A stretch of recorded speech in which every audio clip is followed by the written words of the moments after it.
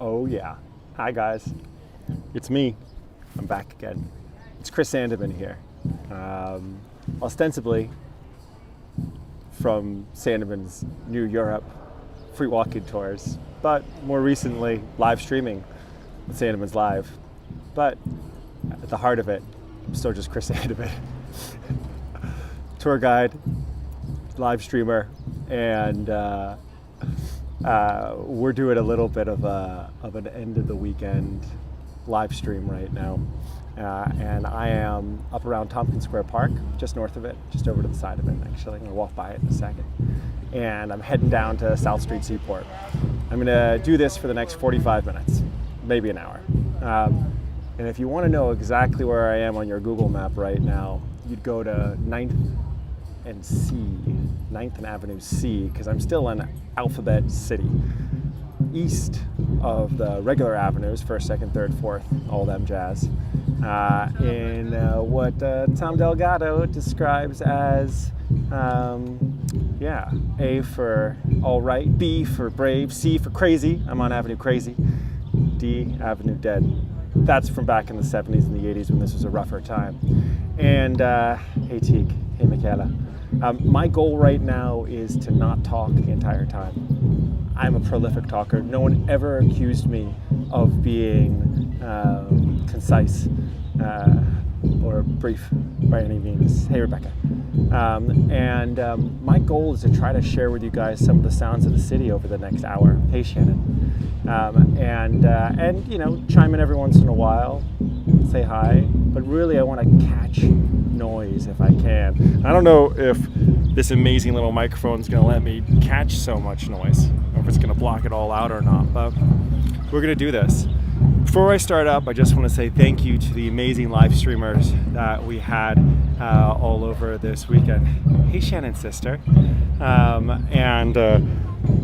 Specifically, those amazing live streamers that we've seen.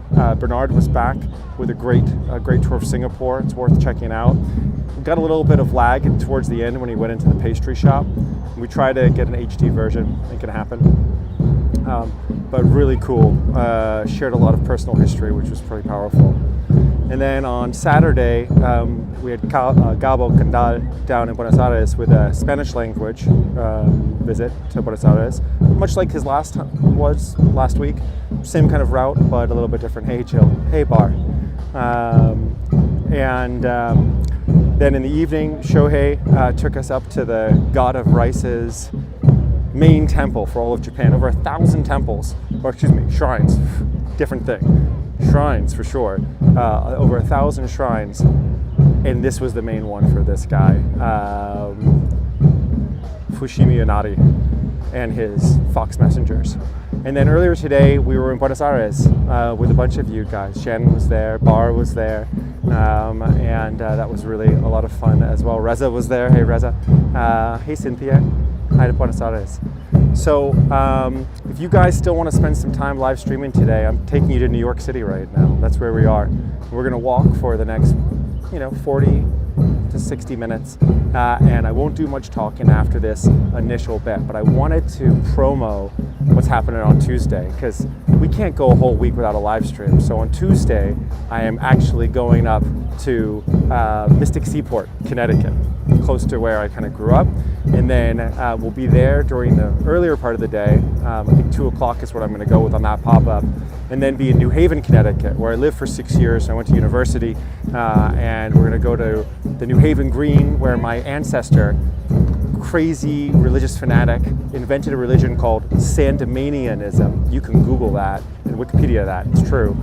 And the first sermon he ever gave was on the New Haven Green. We're going to go check that out. Walk around Yale campus, old stomping grounds, see some of the secret society crypts. I can tell you the inside story about those as well, because I know something about the secret societies. But thank you to the guides who worked this last weekend. Amazing, amazing work. And we've got a lot of great tours already scheduled for next weekend. It's awesome. But right now, there's something going on over here. Let me show you. Now, if you want to follow along, hi Sarah. If you want to follow along with me, I'm on the corner of 9th and Avenue C right now. And we're going to be heading south towards South Street Seaport, which used to be the old main shipping docks, which New York really benefited from the Erie Canal, allowing for a lot of offloading there and then reloading of big cross-Atlantic ships. We'll talk more about that when we get down there. But for right now, hey Diana, thank you for that. And hey Alexa, always good to see you. Schönen guten Abend. Einen wunderschönen guten Abend. So these guys in here right now are in a community park, and there's a drum circle going on. Community parks like this are all over the East Village, and they're a leftover of a time when this used to be like a much more, rougher, more rough and tumble kind of neighborhood. And you have these community parks, which you just don't have in other parts of New York. They are all over Alphabet City. We're going to walk by a couple of them. And they're basically in the spaces of where there's old burned out buildings often. And eventually the city kind of the people in the neighborhood reclaimed these. There's a drum circle here. Should we just listen to this for a little bit, and then I'll tell you more about it in a second?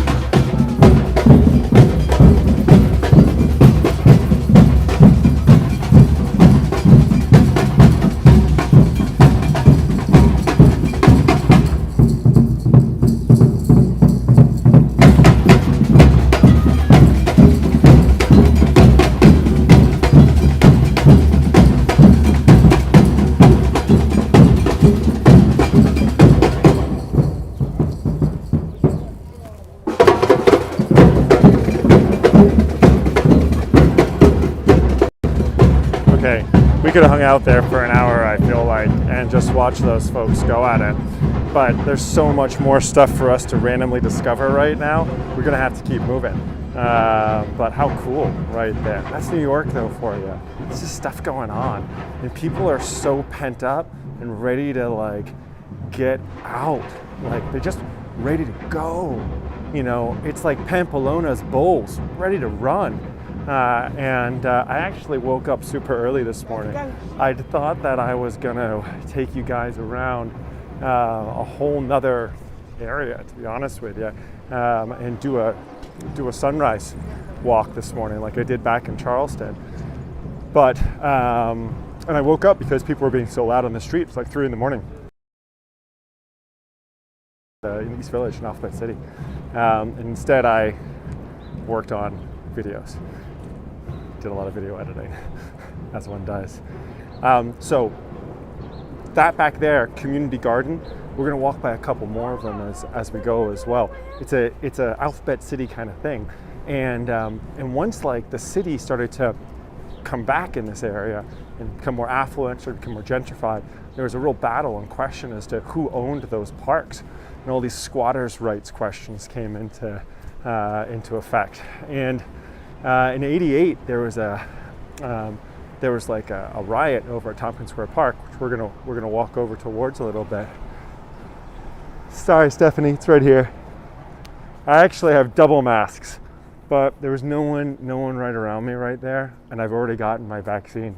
So I got my second vaccine on Thursday, and I had COVID, so I'm basically 90% immune at this point, but still a good point. I should have my mask. If I see anyone coming, I always throw it on really fast, so good shout out there.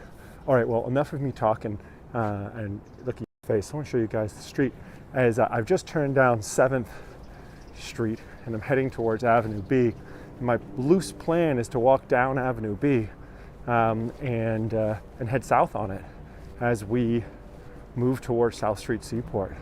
But I'm gonna have to move my little feet so that way I don't get too distracted by too many amazing things.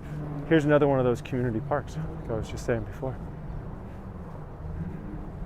And it's just the neighborhood that takes care of it, you know, volunteers from the neighborhood.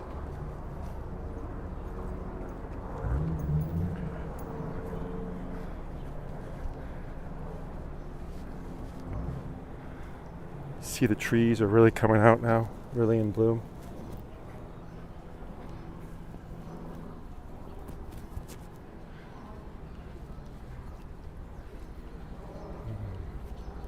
Really pretty. This place over here is just worth a quick detour. This is a sake bar. It does like a pretty decent happy hour. Not that I get to go to do that right now, but let's go. Good spot.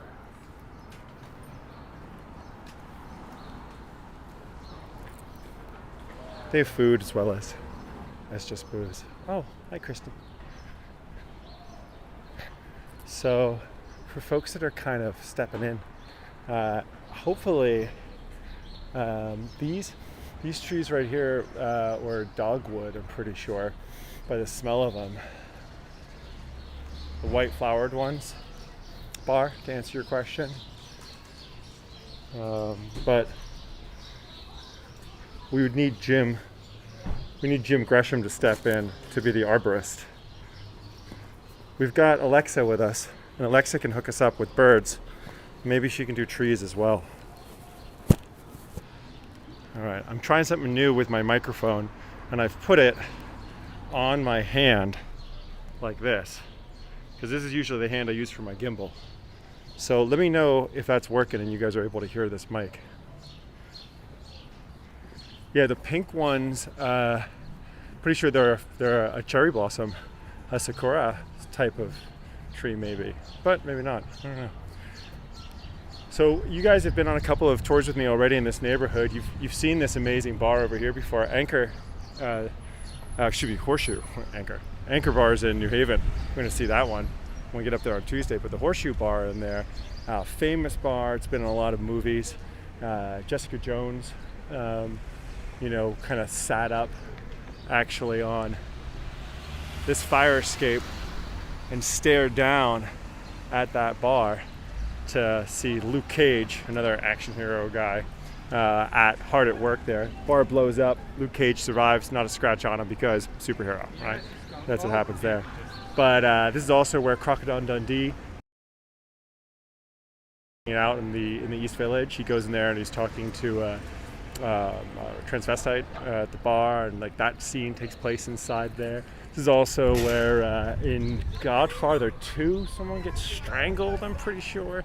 A lot of stuff happens. Old bar gives you a sense of you know, what New York would have looked like in the 1800s. See this cool facade. Hey guys, how's it going? I can make sure you get in it. It's a live stream anyway, so hi. Israel, Germany, hello, Israel. West Coast, East Coast, but anyway, how are you guys doing tonight? Good, how are you? Oh, sorry, I'm reaching out to give you the microphone. Oh, hello, how's it going? Good, where are you guys living here? Or yeah, we're locals. Nice. Yeah. Nice. How local? We are up in Midtown East, and we're just down here for brunch, yeah. And then have cool. some drinks and some lovely bar food. Do you know how historic this bar is that you're sitting outside of? I actually don't. So. Super historic. Tons of movies been filmed here as well. Jessica Jones, if you watched that series on Netflix, it was Godfather Part 2, Strangulation. Okay. Crocodile Dundee hangs out here back in the day. Anyway, have a good day, guys. Cheers. See you later. Ciao. Probably more than you would have in like a UFC fight. We can't have me stopping and talking to people, guys. Conversations can't happen if we're going to make it all the way down to South Street Seaport before you guys have to go, because I'm keeping myself to an hour on this on purpose, because it's important that you guys know how long we're going to be here for. And we've already been going for 16 minutes, so there's not much time. Gruppo, thin crust pizza, the Shroomtown pizza here. Amazing mushroom pizza with truffle oil. Oh, so good. And here you got Sonny and Annie's Deli. These guys are famous for sandwiches. All sorts of amazing people on this. Yes, you remember the Jessica Jones part, exactly. These guys, this Korean family owns this place, Sonny and Annie's, and they live up in this building above. And they kind of like work downstairs and live upstairs. It's a real mom and pop shop, quite literally a mom and pop shop. Great, thank you for the confirmation on the mic. It helped me a lot. And look here, we got another one of those community gardens. Right? They're all over this part of New York, but they're not over the rest of New York. It's a real alphabet city thing to have this. And again, it's a leftover of the fact that a lot of this neighborhood wasn't so desirable for developers for a long time. So when these kind of corner blocks got emptied, no one moved back in again. Teague, I actually had 2 slices of pizza to charge up. I had 2 slices of pizza and an espresso before getting walking. David, ¿qué tal, tío? ¿Todo bien? Yeah, well, if you remember the strangulation scene, boom, happened at Horseshoe. And the reason why it's called Horseshoe Bar is because inside there is a horseshoe shape bar. So we're walking down towards Houston right now, not to be confused with a city in Texas called Houston. Houston is one of the great cross alleys which connects the east and west side of New York. So, and as we get further and further south, which is the direction we're walking towards, you can see that the street numbers are going down. This is a really cool building right here as well. I really like this one. Really pretty. I don't know its history, but it's a brilliant one. Here, you still have a lot of old buildings here in this part of the East Village, deep East Village, Alphabet City. Yeah, New York neighborhoods have a habit of naming themselves. Actually, maybe it's like New York real estate agents have a habit of naming neighborhoods, but because there wasn't a lot of development in this area, you still end up with a lot of old buildings and this old feel, which we're going to get a good feeling for when we get down to South Street Seaport. Buildings from the 1800s. So like warehouse buildings, lots of brick, and a lot of those, a lot of those old spaces.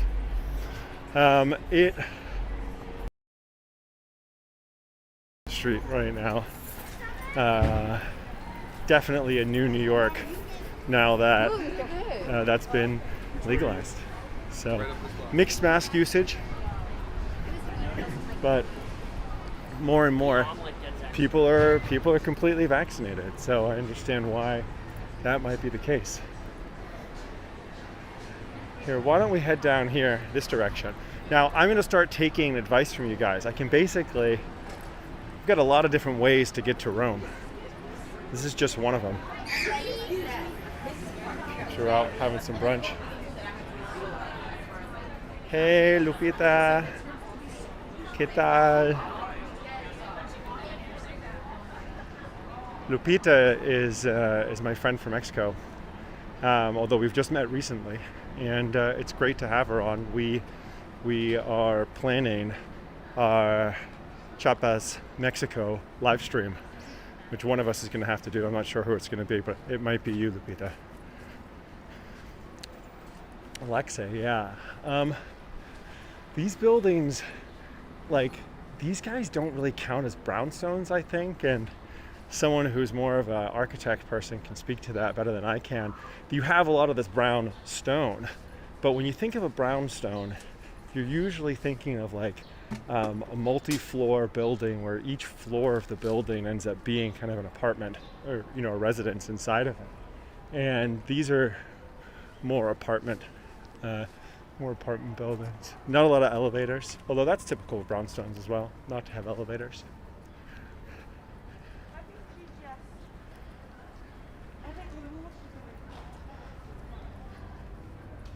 You know, I've lived around the corner and I've never really looked at this building properly here. It's great.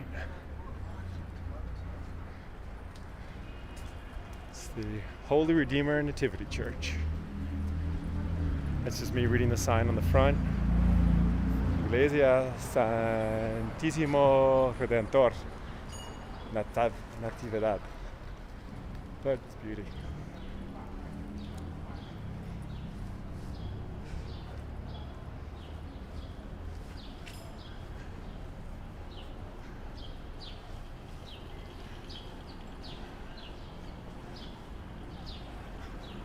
All right. Getting over to Avenue A, I would happily walk you guys along the river. We're going to get to the river later on anyway, and it would take too long. And I am sensitive to that. A bunch of you guys already watched Barcelona's tour earlier on today. David's actually in Barcelona right now, so he didn't need to watch it because he lives it. Hey guys.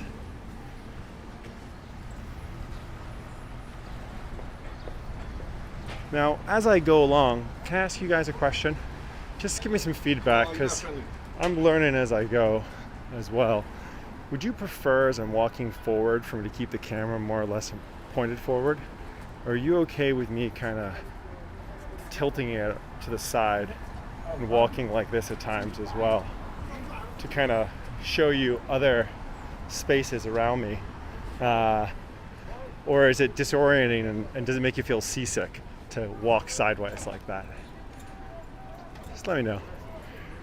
I'm always trying to get better at what I'm doing here, and it's only through data and feedback. You let me know. It's a cool spot over here. I went to a comedy show at one point up on the second floor there, but everyone was ordering beers at the same time. It was too loud for the comedy really to get going. Neat space though. Locally roasted craft coffee. I like that there aren't a lot of Starbucks down here. Okay.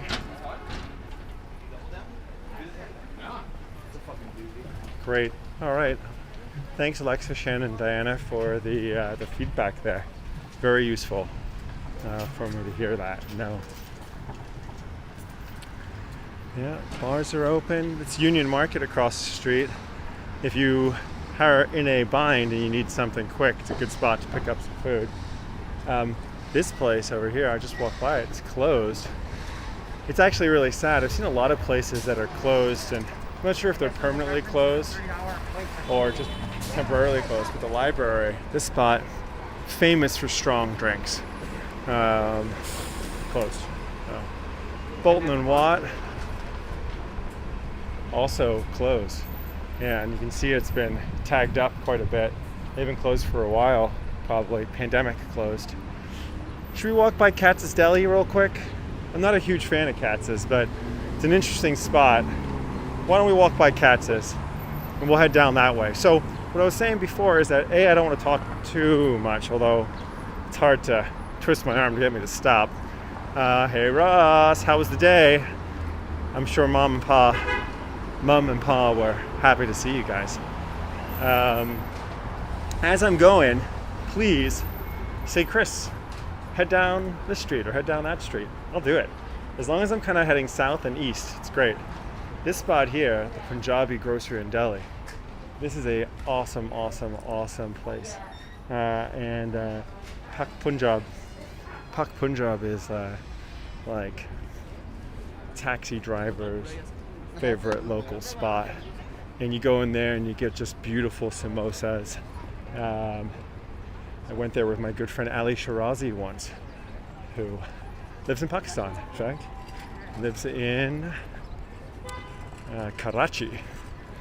I've been there twice. The first time I went to Karachi, I promised myself I would never ever go back again because I got so sick the first time. The second time I went back, I got even sicker. Yep, and that is Katz's Deli. You can see a line of people waiting to pay, wow, like an extraordinary amount of money for a Reuben. But, yeah, it's a New York tradition, this place. Part of the New York tradition. Having people who are visiting the city pay a little bit too much for stuff. Oh, it smells delicious though, guys. I won't lie. Would you guys mind terribly if I just film your sandwich for a second for the audience? Just want to show you guys what you're waiting in line for here. Absolutely delicious. Look at that. Just gorgeous. How's it taste? We haven't tried it, but yes. Oh. Yeah? And you hit thumbs up? Awesome. Thank you very much. I appreciate that. So you pay a lot for that sandwich, but I'll tell you what, it looked delicious. A Yangster. Andrew, a Yanganger, is posted. Always fun. Thank you for that, Warren. But let's, if you don't mind, we'll just keep it to the one post for Andrew Yang. That would be great. Politicos. Yeah, Teague writes he's not been to Katz's. It's okay, you don't. There are other places to go. Teague, if you come to New York, I'll show you something else. I like this place, Van Leeuwen ice cream. They got a bunch of them now. The first one was actually a truck, and they were driving around. It's actually three pretty young people. I think they're like in their 30s. I say young people because now I'm in my 40s. I wouldn't have said 30 was young a little while ago, but yeah, it is now. And it's all part of this great fad I find of naming your ice cream shop Swedish or Dutch, like Van Leeuwen, very Dutch sounding. Haagen-Dazs. Haagen-Dazs is from Long Island. I used to live in Long Island. The founders just thought people like European stuff, so we'll call it Haagen-Dazs because that sounds super European. No joke. Stuff is happening here. I'll walk over here. These guys are in line to get what looks like a hot dog. What is that? K-dog. Korean rice hot dogs and egg toast. Should we take a quick look and see what they're looking at? We'll just camera it in.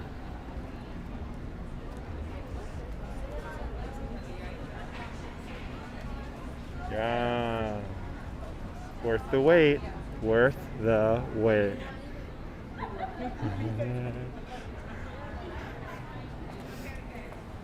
Okay, we're continuing on. Hopefully I'm still heading south. Let me see. Yep. I am.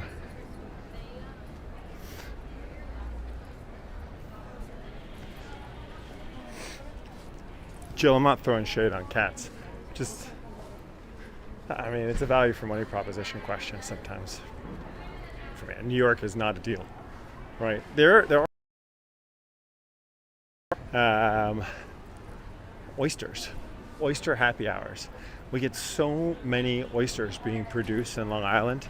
You get this like prolific amount of oyster production, and yeah, the naked cowboy oyster from Long Island. You get them often, very good ones, great quality, $1, as low as $1 an oyster, and it's a delicious oyster, not a gross oyster. $1.50, you know. So that's the one thing I think you really do get a deal of in New York.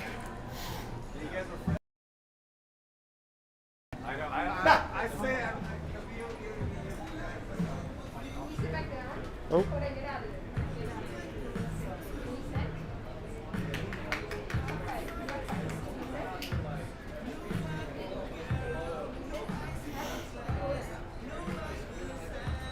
Sorry, little dog love. I walked by the dog park before, and then the small dog park that's reserved only for small dogs. And thank you very much for stopping at the stop sign. It's kind of that guy. Wolf Night's across the street there. It's a late night sandwich place.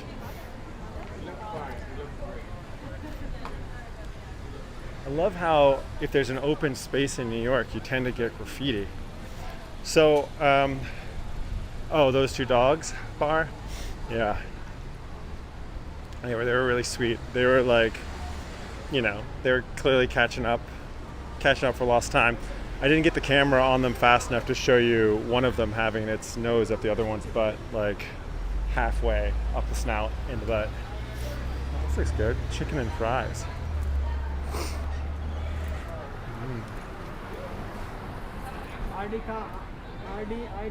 Good. Looks good. I have to check that place out later on. Yeah, so it's so strange being out and about now because a couple months ago, of course, we're still not in lockdown, but basically in lockdown. And now it's just you can feel the energy as people are coming out. But then you also, as you walk around, you see so many shops like this, which normally would never be the case. Just so many closed down spots that are waiting for enough people to be back. Another one here, another empty one. That are waiting for enough people to be back to reopen. So Katie Anna says there are not many people on the streets. Did many people move away from New York during COVID? Asma. Yes, they did. You had wealthy people moving away and buying properties in Long Island or in East New Jersey, or up towards Hudson Valley, New York, towards Poughkeepsie, that kind of area, and into Connecticut as well. And then you had service staff people, like tour guides and bartenders and hotel staff, moving out because they lost their jobs and they just simply couldn't afford to pay rent any longer in New York. So they've gone, and it's going to be a little while, I think, before the supply is able to react and meet demand. So Bar asks, is there snow still this late in the year? Mid-April, it would be a freak storm. I'm not saying that it couldn't happen, but I don't remember the last time it was snowing this far south in April.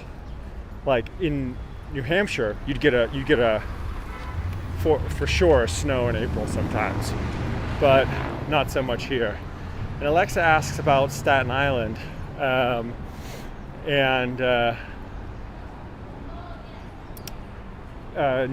one was really moving to Staten Island. Staten Island's a weird borough, the fifth borough, right? Because you've got Manhattan, also known as New York, often. You've got Brooklyn, you've got Queens, you've got the Bronx, and then you've got Staten Island. And Staten Island is so different than the rest of the city. I'm gonna mask up real quick, guys.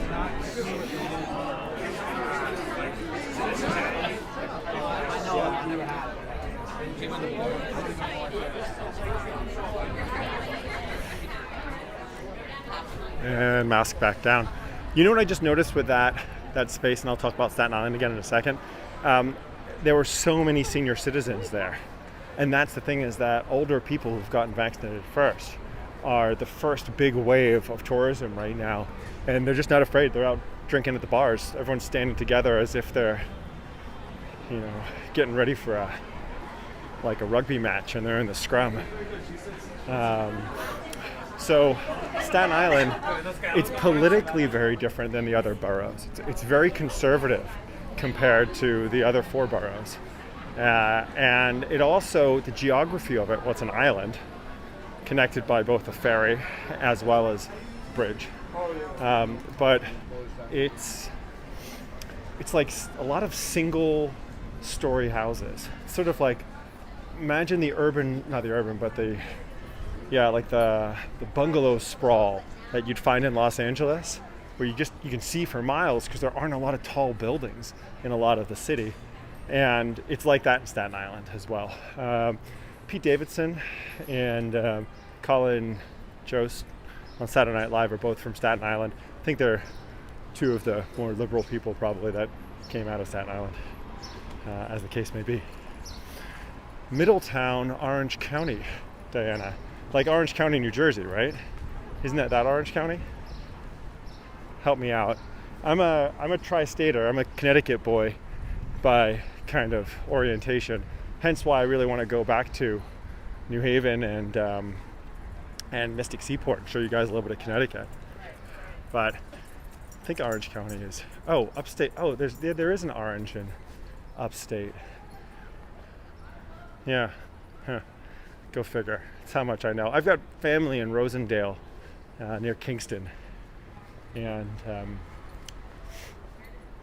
but further north of that, I become pretty ignorant as far as New York is concerned. It's left of the Hudson. Okay. But north or south of like Newburgh. And then it's always like yeah, Alexa, it's true. It is quite conservative in Staten Island. But you know what? Hey, people are conservative. Just means that they don't necessarily embrace change very quickly. And there's a value in that as well for some folks. There's a sense to not embracing the radical. I don't consider the most recent political wave in the US to be conservative. That was a populist wave. And one of the political parties got caught up in that populist wave, certainly not conservative by any nature, because it was radically different. And conservatism is against that usually. So, but wow, look at these old buildings again here. South of Newburgh, Diana, thank you. I appreciate you giving me the orientation. I'm going to Google it later on.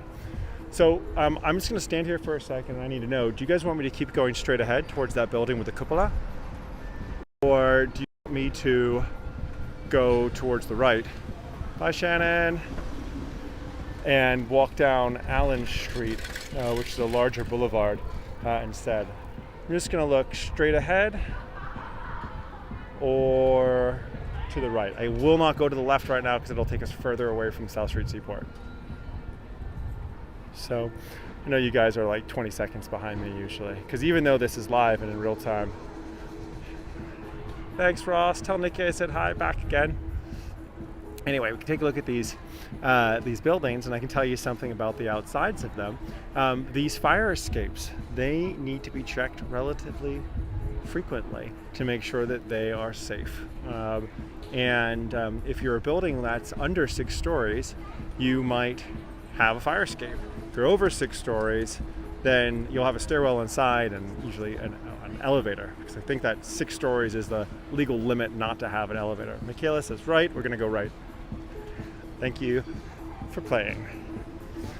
But yeah, these it's a little bit dangerous in New York, and there's all these laws in place to make sure that the exteriors of buildings, the facades, if you will, are inspected regularly. to prevent bits and pieces of the buildings from falling off and striking people. And that happens kind of like every year. People get hit by falling objects and cars and all sorts of stuff. It's a city, right? So there's a lot of people, a lot of movement going on. But if it's a tall building, then sometimes you get bits of concrete or bricks kind of being ejected from the facade from 20, 30, 40, 50 stories up. And that's a killer, right? And from these lower buildings, these fire escapes that you can see all along us, they have a tendency, to just get old. And you've got pieces of metal there that were galvanized at one point, but then water and rust start to take hold, and chunks of them kind of fall. So if there is a fire in your building, you gotta ask yourself twice about, is the fire escape the safest way out? I mean, and it is, but only just sometimes. So we are about to hit Canal Street, guys. Anyone want to guess why it is called Canal Street? It's not a trick question. I promise you, it's not a trick question. Why was this called Canal Street? Here in what was once New Amsterdam. Why would they call it Canal Street? Why did the Dutch? All right. I'm just going to tell you. I'm sure you're commenting. You're busy typing right now. Or like you're having lunch or all the rest. And I'll give you the rundown on it. This is called Canal Street because there used to be a canal here. That's right, a waterway used to run. Yes, Alexa, thank you. Thank you for the chime in. This used to be a waterway, and they built it in New Amsterdam. The great Dutch Governor General who was here, his name was Peter Stuyvesant. And Peter Stuyvesant, he wanted the Dutch settlers here to feel comfortable and feel like they were still back at home in Holland, and hence they dug a canal. It was not very useful. I mean, they used it a little bit for moving stuff around, but it wasn't successful. So it got filled in, like a lot of the waterways of New York City. It became a road instead. There's Canal Street. So now we're south of Canal, and that really means that we're heading down into Lower Manhattan right now. You'll start to notice more and more Chinese writing. Do I say Mandarin writing? I think Mandarin is just the way that the Chinese characters are enunciated in one language. I don't. Is Cantonese written differently than Mandarin? Maybe someone can tell me. And I apologize for being ignorant about that question.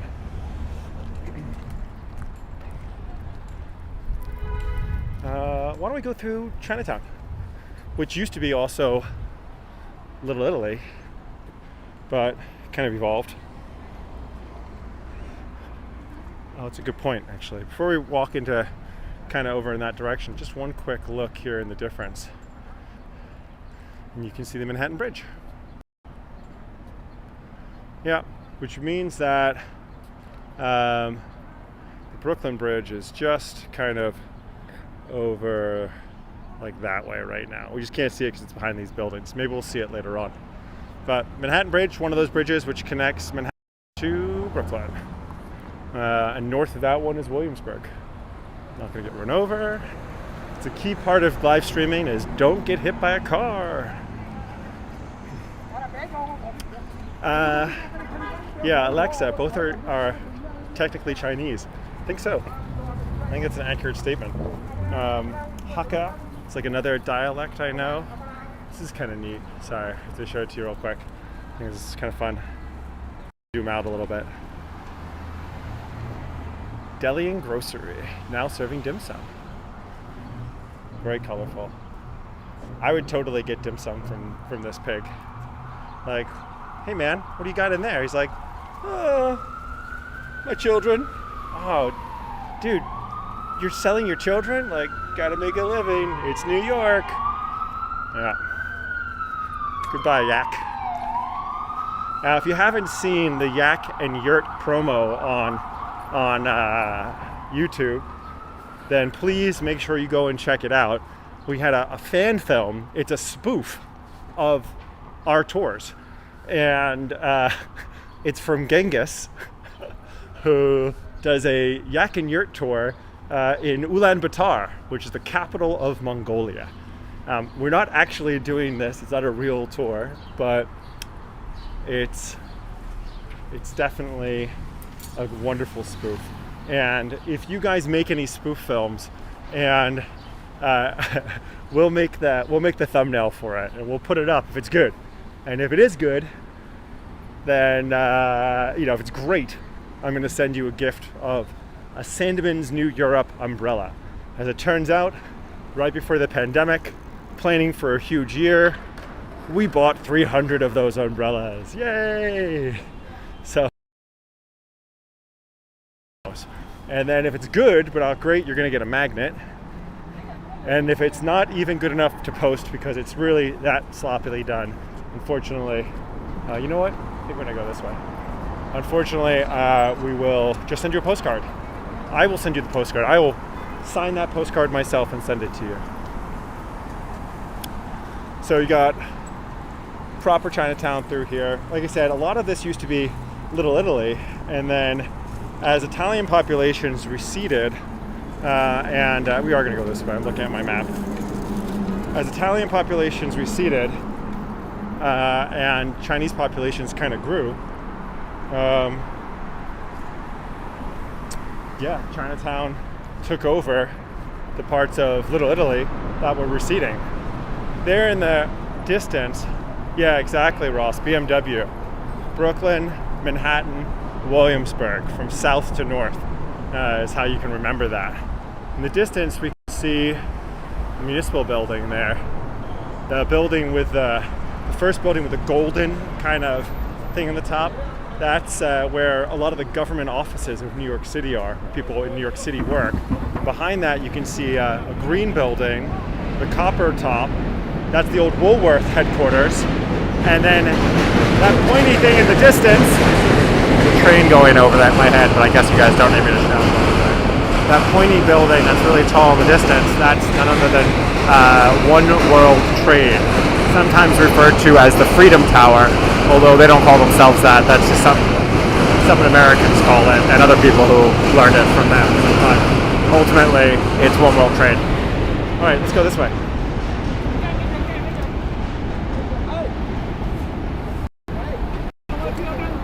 Oh my gosh. Take a look at this. These are crabs. Those look really good. Those look really nice. Are those soft shell crabs? No. Oh, okay, sorry. Oh, thank you. Really good. Really good.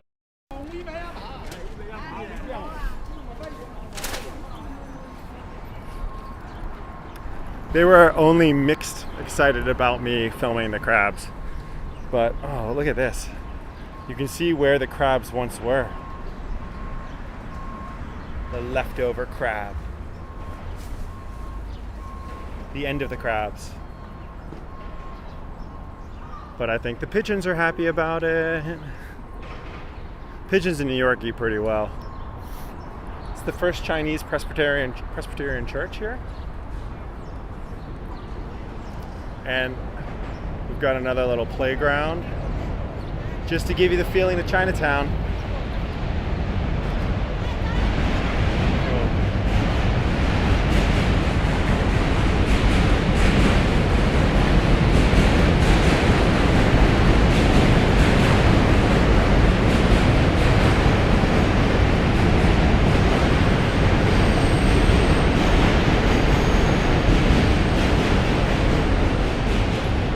Hi, Fabiana. Fabiana, thanks for joining. And for anyone else who hasn't said hello and announced themselves, I have no idea if you're here or you're not. So feel free to say hi. I'm in New York City right now, walking from Tompkins Square Park down to South Street Seaport.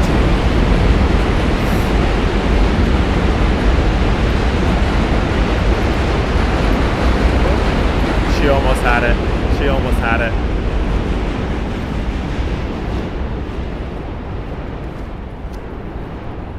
I'm gonna look on my other phone really quick and just get a feeling of where I am. Where am I right now? I mean, I know where I am, but I don't know exactly where I am.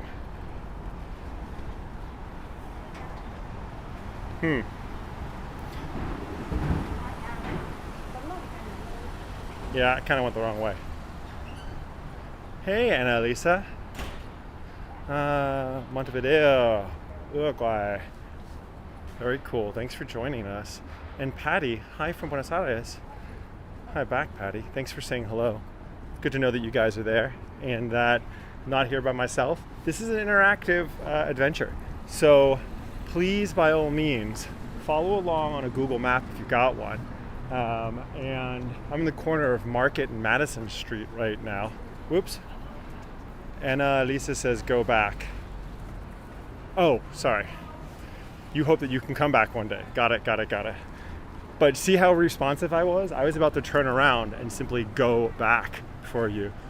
Jeanette, what's up, West Coast? What's up, Vancouver? What a great show the other night, Jeanette. Oh my God, I enjoyed that so much.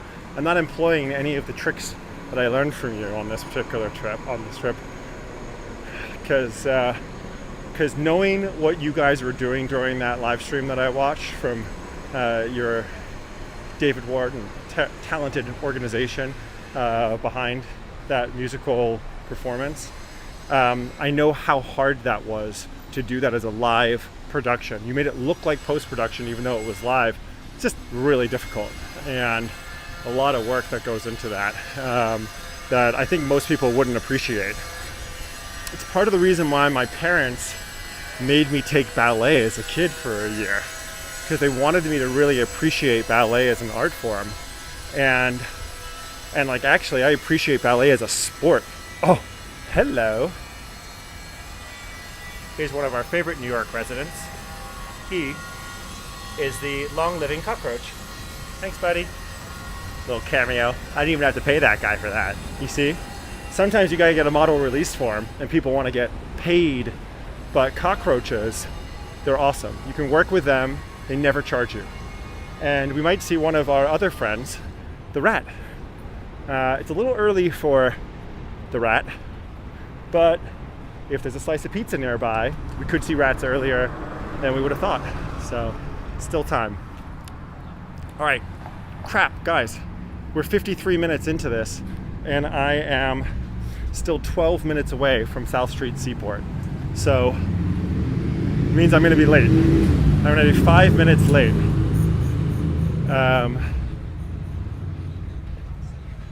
Yeah, no, Jeanette, I know. Well, I know I'm not on that particular. I'm usually wrong, but every once in a while, right? That's what they say.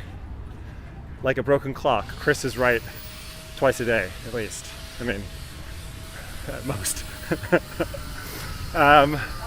See the big Verizon building in the distance there? Pretty sure it is, we think it might be like actually a spy tower. Like NSA's keeping all their stuff in there, potentially.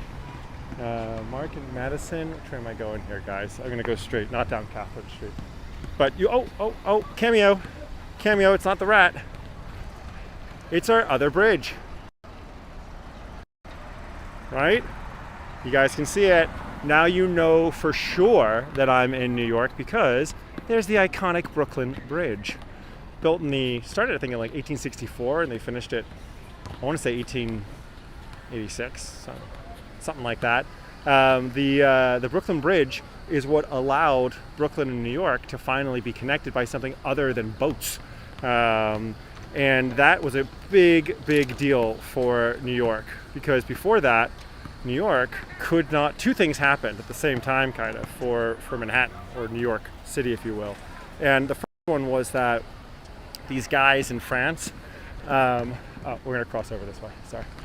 These guys in France donated not just a giant statue to put in New York Harbor, they also donated some technology and they taught us a lot about how to build things tall And that statue was none other than the Statue of Liberty. Statue of Liberty is basically 2 copper pennies pressed together. That's how thick the outside is. It's the inside of the Statue of Liberty, which is strong. There you've got like steel girders that, rise up, and they hang the rest of the copper, of the statue around those strong steel girders, the internal girders. And that facade around the Statue of Liberty ends up teaching us, how about that? We don't have to build really, really thick, heavy stone buildings. We could build steel buildings and then hang a facade off of them. That's a good idea. We should do that more often. Only problem was, didn't have an elevator yet. Boom! And then they invented elevators. So now you could suddenly build straight up, which Manhattan had a real problem being an island. You couldn't keep building out. It ran out of space eventually. And a lot of this area that we're walking through right now, which was once farmland, actually was all part of Peter Stuyvesant, that first governor of New Amsterdam's farmland, the Bowery, or the Bouwerij, Bowery meaning farm in Dutch, Bouwerij. And, it all got settled up. And by the mid-1800s, people were like, well, can't build any more in Manhattan. You're out of space. So we're going to have to build in Brooklyn. And Brooklyn was getting bigger and bigger and bigger and bigger. And with a wave of Irish immigration throughout the mid and late 1800s, largely potato famine caused by the late 1800s, you also had a big German wave of immigration from like the 7 Years' War and just the mess of Central Europe, pre-Germany really being a country, because that doesn't even happen until 1871. Before that, it was like a playground for Napoleon and whoever else wanted to march across Central Europe and across all these little princedoms and fiefdoms and whatever. So you'd had this big wave of German immigration, and then you have like an Irish immigration that comes in, and Statue of Liberty welcoming all those people over. They couldn't stay over in Manhattan, right? They had to move on and go someplace else. A lot of people go to Brooklyn, and Brooklyn's expanding, and they think they're going to call this place that we're walking through Brooklyn, right? Brooklyn, the city of Brooklyn. And Brooklyn would have had 5 boroughs. Inside the city of Brooklyn, you would have had the borough of Brooklyn and Queens and Manhattan and the Bronx, which is actually named after a Danish family. I think the guy's name was Robert de Bronck. So people would be like, oh, hey, you want to head up to the farm up north of Manhattan? Well, you mean like the Bronx? Yeah, to the Bronx place, where Robert de Bronx lives. And that just became the Bronx. How about that? So they were going to call the whole thing Brooklyn. But then, with the invention of the facade and steel construction, timed together with the elevator, I think Germans invented the elevator actually, and then also the Brooklyn Bridge being built, you didn't need to build out in Brooklyn. You could just build higher in Manhattan, and that's why we got these skyscrapers. Where it all kind of comes from. And Walter was talking the other day about Manhattan schist. Put that S in there to be safe. And Manhattan schist was it's underground in Midtown and also in downtown, the lower part of the city. But between that and kind of the village, the West and East Village, that ground was really marshy and boggy, not so good. And that meant that it suffered a lot from not being able to build too deep. Sorry, I'll look for a graffiti as well. We're gonna probably see some more as we go down. How about this pretty little tree? It's for all you folks who aren't getting right now. If you can't get outside, I just want you to have a little tree. And, from tree to you. Ba-dum-bum.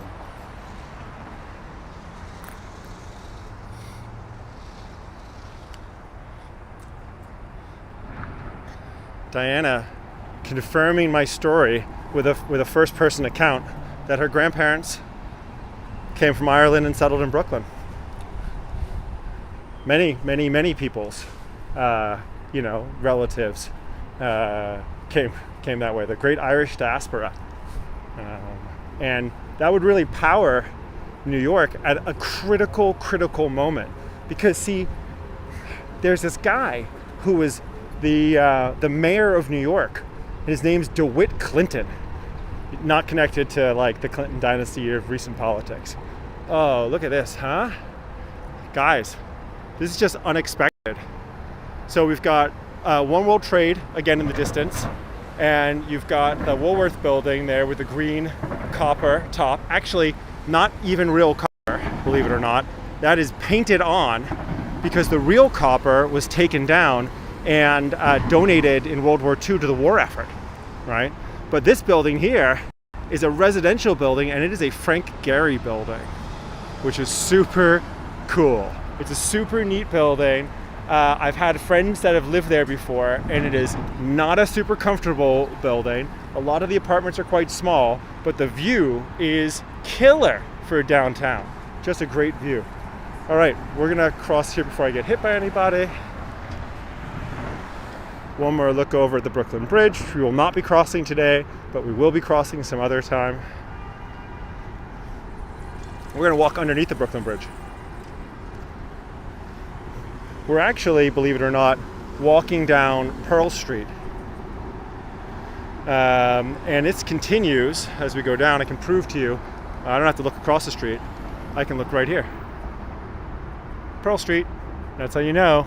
See, sometimes I make it up, but not usually. Not when it's easy to Google me and realize that I made it up. Just kidding. I know enough that I don't have a problem saying I don't know something. I think any tour guide worth his salt or her salt is happy to say, I do not know that. Because if you know enough stuff, you don't have to worry about the stuff you don't know. How cool is this, by the way? Look at all this structural support. It's like struts and trusses and trusses and struts.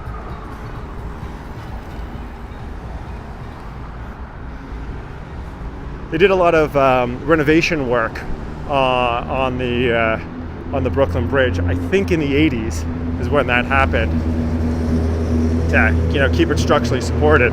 It is a National Heritage Site as well as an Engineering Heritage Site as well. So very cool bridge. Taking my mask down again. There is no one else near me. But know that I am a firm Fauci follower. Triple F. Hiya. So, Jehovah's Witnesses. Do you guys have Jehovah's Witnesses in other parts of the world? Or is that a purely American thing? I feel like there are early adapters in there. It's like Jehovah's Witnesses and Mormons, there's a proselytizing nature to those religions. I mean, all religions, I guess. Not Sandemanianism, right? Sandemanianism, my ancestor, right, Robert Sandeman, who was a disciple of John Glass, Scottish, reformists. They did not believe in recruiting new people to their religion. They just figured only people that are born into the religion should stay in the religion. And that didn't work out. They ran out of people eventually. In Danbury, Connecticut, a place we will not be visiting. Peck Slip. You see how this sign just turned brown before the signs were green? This is because we're now in a historic district. So you can see the signs change color. I might cut over right now and start walking down that way. Oh, hello, beautiful little palm. Little pom-pom. Little Pomeranian. Just went by my feet. I said I wasn't going to talk so much, but I didn't end up finding enough New York City sounds to show you guys. Have you listen? Okay, there's Jehovah's Witnesses everywhere. Yeah, there you go. I don't have a problem with proselytization of religions. As long as those religious people are happy for other people to not believe what they believe, then whatever people believe is good for them, I think. Freedom of religion, one of the founding things in this country. As long as it's Christianity, religion is free in the US. Just kidding. Even Muslims get to practice. They just get followed by the FBI if they do. I love this building. Really cool with these star staples on the side of it. I don't know if you guys can see that. So we were talking about it as I'm coming up towards the end of this tour. I'm only going to go for another 10 minutes or so, and then I'll let you guys off the hook. So that way you don't have to feel obligated to hang out with me any longer on this Sunday. But the buildings that we're seeing right here, right now, are these old commercial warehouse kind of buildings, and that's because you had this dock space down here, and DeWitt Clinton, who had actually helped save New York in 1811 by building a series of forts around New York Harbor, going into the War of 1812. That was the war where the British decided, you know what? We don't really like the fact that you guys won the last one, so we're just going to prove that we could win if we want to. And you know what? They did. They went to Washington, D.C., and they burned down the White House. Pretty clear that the Brits had not lost much of their military might by the turn of the century there. But DeWitt Clinton knew the Brits were going to come and try to take out New York Harbor. So he built these defensive fortifications, these harbor forts, and it deterred the British. And actually, Liberty Island, where the Statue of Liberty is on, there was a star fort there. Was one of them, and Castle Clinton today was also one of those forts built out from Battery Park. And the Brits saw it and they're like, oh, they got a lot of forts. You know what? Let's not go there. We're gonna go to Washington, D.C. We'll burn down the Capitol. Yeah, all right, that works. And that's what they did. Now, DeWitt was probably more famous for when he was governor, he organized the building of the Erie Canal. The Erie Canal cements New York's position as like a super important harbor and trading city for decades and decades, longer than it deserved, really. And it meant that from the Atlantic, you could connect all the way to Chicago, but you had to go through New York. You had to go up the Hudson River to get to the Erie Canal, to get to Lake Erie, to get to the other Great Lakes. And when you'd move things down the Erie Canal and down the Hudson, you'd be in like smaller boats.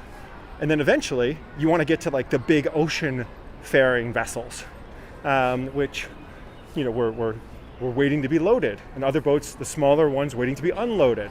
And the loading and unloading of all those boats would take place in places like this, South Street Seaport area. So all these old buildings were, holding all those goods and waiting for things to be loaded and unloaded. And it also meant that you had a bunch of sailors hanging out around here who were waiting for the next boat to kind of go. As well as you'd have a lot of longshoremen, and longshoremen were the folks who would load and offload all the boats. Castle Clinton in the Battery related to DeWitt Clinton. Yeah, exactly. Castle Clinton is named after DeWitt Clinton, the great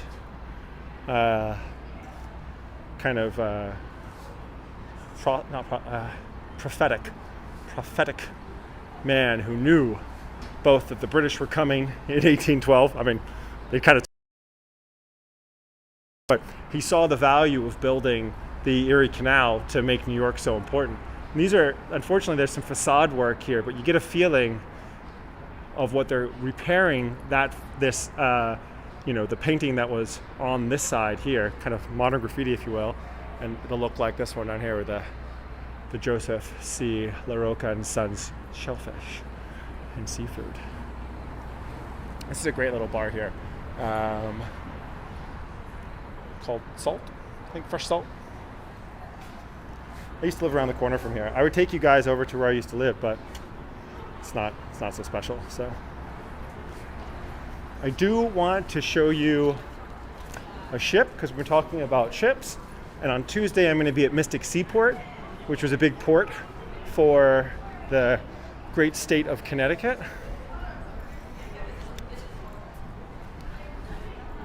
So we're going to have to check that out.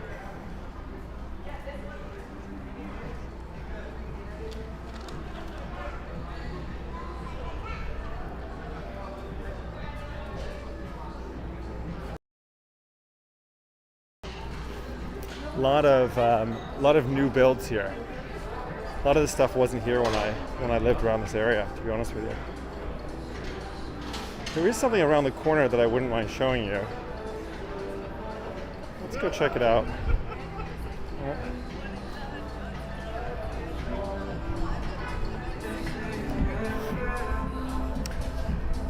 Only because this is like one of those moments to see something that was like the oldest. Over here on Water Street, named Water Street because this was like close to the water, right? You've got this old printing office called Bone and Company, and it's actually the oldest, longest running, same named business in all of New York.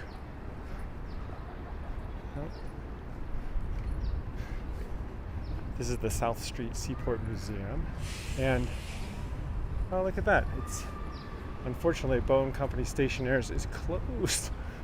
I mean, they're not out of business though, but they are not open right now. Anywho, these guys have been here since 1775, so that means it predates the Revolutionary War and the founding of the United States. See if we can. Yeah. Another victim of the pandemic, maybe. But you can see it's an old stationery shop. Not so much fun to show you places that are closed.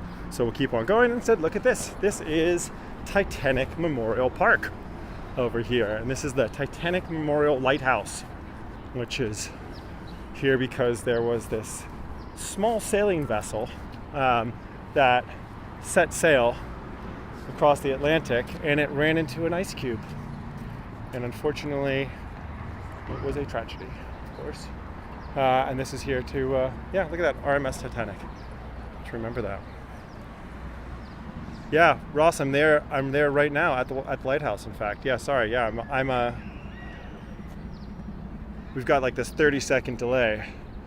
Well, you guys can go back later on and search to see if you have an ancestor in this list, if you didn't know already. Let's take a look. Are there any Sandemans? Samuel to Sangster, so looks like I was okay. But yuppers. Fulton Street. Fulton, named after the inventor of the, I believe he was the inventor of the steam engine that would be used for steam ships. He was that inventor. Maybe he didn't invent the steam engine, but he definitely was heavily invested in making steam engines work with steamships. And so we're on Fulton Street now. And how about that? We're just gonna walk down to the East River and we're gonna call it a day because that's an hour and 12 minutes. One last kind of look down. I always get confused by this shop. I honestly figure with a name like this, it's got to be like you go in, you sit on like a big leather armchair, and someone hooks you up with a drink. But it's not that at all. It's a clothing shop, right? Doesn't make sense to me. Maybe that's part of their charm, is that Scotch and Sofa sells clothing. You're going to talk about that because it doesn't seem to make sense. Oh, good. Good. I'm glad that was useful for you guys.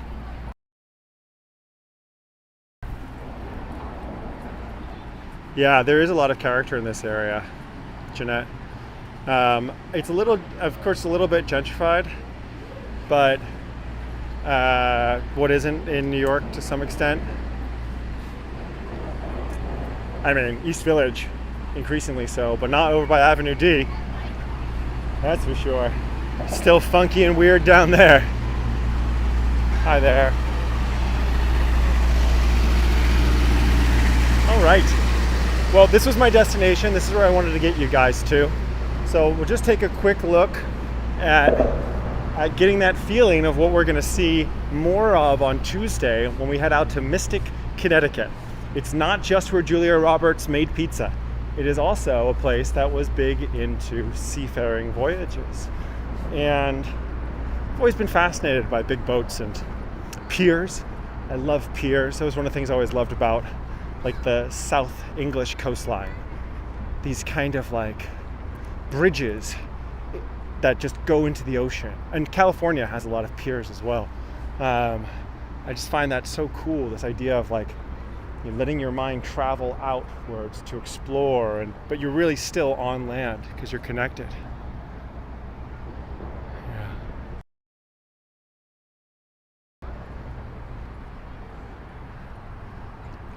it's hard for you guys maybe to tell how enormous this ship's masts are. But these square masts weren't super efficient as far as sailing was concerned. Often you kind of had to go one way, and that's what creates the triangle, that kind of trade triangle, often called the slave triangle, because you have to follow the wind paths. Unlike modern sailing vessels, which they can point more into the wind, not directly into the wind, but pretty close. Pretty close. And this is the lightship Ambrose. It looks a lot like another ship called the Frying Pan, which is up around, I want to say like 23rd or 29th Street, which is more of a party vessel where people can go out and eat and drink. But you guys tell me if I start to lag. I'm heading out onto this pier to give you a feeling of this part of the East River. Here we're going to be able to look down towards Governor's Island, which used to be where the Coast Guard was stationed and based out of. Actually, my brother was there for a little while in the Coast Guard. We can also turn around, and as we walk out, we can see some of the skyscrapers of Lower Manhattan. And the Intrepid, I haven't been up there, Diana, but I do believe the Intrepid is still there around like 48th or 50th Street, I think, is where the Intrepid is. I used to bike up that way sometimes. Oh yeah, this is great. Here we go. We got a really good view. For Ross, we can see our BMW bridges, right? Brooklyn, Manhattan, and in the distance, Williamsburg. Yeah, Brooklyn, Manhattan, Williamsburg. And we'll just I'll zoom back in again. Sorry about that. So the pan doesn't feel so fast. And we'll point down towards Governor's Island and over towards where you have the Atlantic Basin over there. And I can't remember the name of the other place, down in Red Hook. Rote Hoek. Red Hook, named after the clay, the red clay there. And hoek means hook or point as well in Dutch. And that ended up becoming much more of an important seaport area than down here at South Street Seaport, because it was less chaotic and it was easier to offload and unload things. It wasn't stuck in Manhattan, so less of a hassle. And Governor's Island, right over there. Governor's Island. You can see that little weird thing that's coming out of Governor's Island. It looks like some sort of federal building or something. Actually, that is an air vent. It's providing air down to what I always called the what is it? It's like the Henry Hudson Tunnel, or no. I actually don't. The Battery Park Tunnel, but no, it's called now something else. They changed it recently. Hey, Mark. Wunderschönen guten Abend.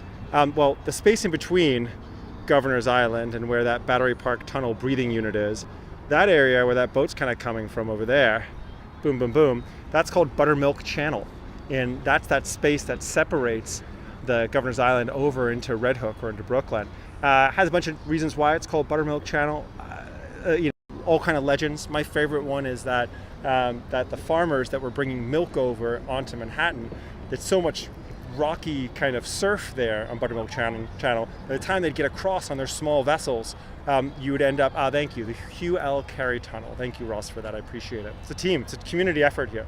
I'll be the eyes, and you guys can help be the mind, because I only have half of one. So it's great to have you along. Buttermilk Channel, your milk would turn into buttermilk. Would thicken into butter by the time that you get across because of all the churning. I mean, probably a legend, but still pretty neat. And as we're here, let's just check it out. Guy sailing in. Oh, cool. Let's zoom back out a little bit. I mean, he's not sailing, he's powering. You can tell this because his sails are down. So, dead giveaway that a sailboat has an engine on board. If it's still moving that fast, sails are down. But that's it. All right, cool. Guys, thanks again for everyone that supported the wonderful guides this weekend. Really, really appreciate it. They keep 100% of the donations, and which really means that you're supporting them, but you're also supporting me being able to work with them, because I can't pay them for what they're doing, and we partner and collaborate on that. So you supporting them allows me to keep on volunteering to do this stuff, and that's awesome, because it makes me so happy to be doing it. And just like, it's amazing what we've built together, a bunch of us, in the last few months. I'm really, I'm so chuffed by like how we're able to send out these messages, and you guys are able to receive and then share love back. Tuesday, I'll be back again, be up in New Haven, right, and in Mystic, Seaport, and then following weekend, so this coming weekend, a week from like this right now, we're going to do part 2 in Singapore of Bernard Coe's Chinatown. We're also going to be back in Prague with JP Franca, and we're going to be heading up to the Castle District. Castle itself is closed for COVID. Tons of monasteries, breweries, amazing views. We're going to be up there as well. And then I'm not sure what the other 2 tours are already. I'm sure Shohei's got something up his sleeve, but we'll keep on going. Thank you guys. Thank you, Jeanette. Thank you, Ross. Thank you, Jill, Michaela. Thank you very much. Thank you. New York City is a nautical city. You're right. That's why I'm trying to show us. Like, that's why I was here. Before, the highways were kind of started being built all over the place. New York was like the nautical city for North America.